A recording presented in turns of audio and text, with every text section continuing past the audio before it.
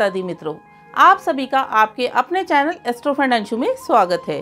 मैं डॉक्टर अंशु गुप्ता आज के इस वीडियो में बताने जा रही हूँ शिव पुराण का दुर्लभ उपाय, जिसको करने से निश्चित ही आपको संतान सुख की प्राप्ति होगी। इस उपाय को करने से भगवान भोलेनाथ का आशीर्वाद तो मिलता ही है, साथ ही साथ सभी देवी देवताओं का भी आशीर्वाद आपको मिलता है।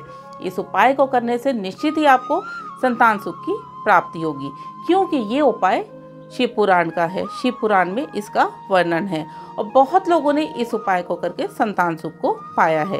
तो शिवरात्रि का दिन बहुत ही पावन दिन है। इस दिन बहुत बड़े बड़े दुर्लभ संयोग बन रहे हैं।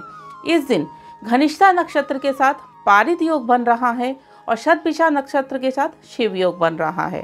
इस दिन पंचग्रह योग भी बन रहा है, यानी कि मकर राशि में मंगल, शुक्र, शनि, बुध और चंद्रमा गोचर करेंगे। इस दिन शिवरात्रि पर यदि आप पूरे विधि विधान के साथ शिव जी की पूजा करते हैं तो निश्चित ही आपकी हर मनोकामना पूर्ण होगी। आपके जीवन में किसी भी प्रकार का कोई कष्ट है, आपका विवाह नहीं हो रहा है, आपको संतान सुख नहीं मिल रहा है, नौकरी नहीं मिल पा रही है, वैवाहिक जीवन खुशहाल नहीं है या विवाह होने में समस्या उत्पन्न हो रही है, आपके जीवन में किसी भी प्रकार की कोई समस्या है, इस दिन आप शिव जी का अभिषेक करें, शिव जी का पूजन करें तो निश्चित ही आपके सभी प्रकार के कष्ट दूर हो जाएंगे। मित्रों, आज के इस वीडियो में मैं आपको बताने जा रही हूँ कि जिनके पास संतान नहीं है, संतान प्राप्ति के लिए वो ऐसा कौन सा उपाय करें महाशिवरात्रि के दिन, जिससे निश्चित ही उनको संतान सुख की प्राप्ति होगी। तो ये उपाय बहुत ही अचूक है, बहुत ही अनोखा उपाय है और शिव पुराण में इसका वर्णन है। जिसने इस उपाय को पूरे विधि विधान के साथ, पूरी श्रद्धा के साथ किया है, उसको निश्चित ही संतान सुख की प्राप्ति हुई है। अब आपने इस उपाय को करना कैसे है? इस उपाय को पति पत्नी दोनों करेंगे, दोनों इस उपाय को मिलकर करेंगे। शिवरात्रि के दिन आपने ब्रह्म मुहूर्त में उठना है। ब्रह्म मुहूर्त का मतलब है सुबह 4 बजे से 6 बजे के बीच में आपने उठना है। स्नान आदि से निवृत्त होने के बाद पति को सफ़ेद वस्त्र धारण करने हैं, पत्नी को पीले या लाल रंग के वस्त्र धारण करने हैं। अब इस उपाय को आप शिवालय में भी कर सकते हैं और आप अपने घर में भी कर सकते हैं। जहां आप पूरी श्रद्धा के साथ कर सके वहीं इस उपाय को आप करें। अब इस उपाय के लिए आपने करना क्या है कि यदि आप शिवालय में इस उपाय को कर रहे हैं तो शिवलिंग वहां पर है, उसके साथ आपने मिट्टी के 10 शिवलिंग बनाने हैं। और यदि इस उपाय को आप घर में कर रहे हैं तो आपने 11 शिवलिंग मिट्टी के बनाने हैं। यदि आपने घर में भी शिवलिंग रखे हैं, पारे के शिवलिंग है या क्रिस्टल के शिवलिंग है, तो आप उन्हें रखिए, उसके साथ 10 मिट्टी के शिवलिंग बना लीजिए। जैसे आपको लगता है कि आपके पास है तो मिट्टी के 10 बनाइए, यदि आपके पास नहीं है तो 11 शिवलिंग मिट्टी के बना लीजिए। अब आपने करना क्या है, आपने शिवलिंग के पास हस्बैंड वाइफ दोनों ने गठ जोड़ा लगाकर बैठ जाना है। बैठने के बाद अब सबसे पहले आप शिव परिवार का अभिषेक करेंगे। शिवरात्रि का मतलब ये नहीं है कि आप सिर्फ शिव जी का पूजन करें। मैंने बहुत जगह देखा है कि शिवरात्रि है तो सब लोगों का फोकस सिर्फ शिव जी पर रहता है, शिव परिवार को छोड़ देते हैं। आपने जो भी कार्य करना है पूरे शिव परिवार के साथ करना है। अब आप शिवलिंग के पास बैठ गए हैं, अब आपने शिव जी का अभिषेक करना है। शिव जी का अभिषेक करते समय जो आप दूध, दही और घी इस्तेमाल करेंगे वो गाय का होना चाहिए। गाय का दूध, गाय का घी और गाय के दूध का दही होना चाहिए। इसका आपने पंचामृत बनाना है। पंचामृत बनाकर उसमें काले और सफ़ेद तिल डालने हैं। आपने इससे पंचामृत से शिव परिवार का अभिषेक करना है। सबसे पहले गणेश जी, फिर कार्तिकेय जी, उसके बाद नंदी महाराज, माता पार्वती और लास्ट में आपने शिव जी का अभिषेक करना है। ये आपने शिव जी का जल अभिषेक करा।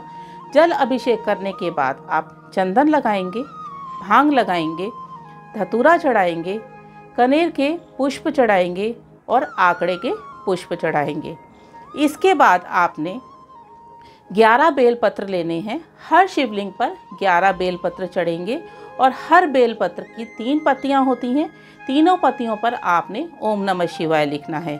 ओम नमः शिवाय आप तीनों पत्तियों पर लिखेंगे, ये एक पत्ती काउंट होगी। हर शिवलिंग पर 11 बेलपत्र चढ़ेंगे और आपने ओम नमः शिवाय बोलकर 11 शिवलिंग पर चढ़ाने हैं। जब आप बेलपत्र चढ़ा देंगे, उसके बाद आपने बेल पत्थर, धतूरा, भांग चढ़ाना है। चढ़ाने के बाद आप अक्षत चढ़ाएंगे। अक्षत यानी कि चावल, जो साबुत चावल होते हैं, आपने वो चढ़ाना है। उसके बाद आपने जौ लेने हैं, जो आप नवरात्रे में खेतरी बीजते हैं वही जौ लेने हैं।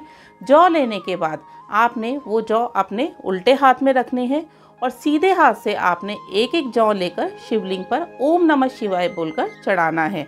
आपके 11 शिवलिंग हैं, हर शिवलिंग पर 108 जौ के दाने चढ़ाने हैं ओम नमः शिवाय बोलकर।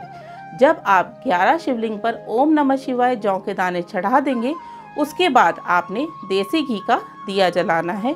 ये देसी घी गाय का ही होना चाहिए। देसी घी का दिया जलाएंगे, धूप बत्ती जलाएंगे। उसके बाद आपने हर शिवलिंग पर 11 बेर चढ़ाने हैं ओम नमः शिवाय बोलकर। आप शिव जी का जो भी कार्य करेंगे ओम नमः शिवाय बोलकर करेंगे। ओम नमः शिवाय बोलकर आपने 11 शिवलिंग पर 11 बेर चढ़ाने हैं। उसके बाद आपने शिव जी की आरती करनी है। शिव जी की आरती के बाद माँ पार्वती की आरती करेंगे। आरती करने के बाद आप चूरमे का भोग लगाएंगे। चूरमा आप घर से भी बना सकते हैं या आप बाज़ार से भी ले सकते हैं, परंतु घर का बनाया गया शुद्ध माना जाता है।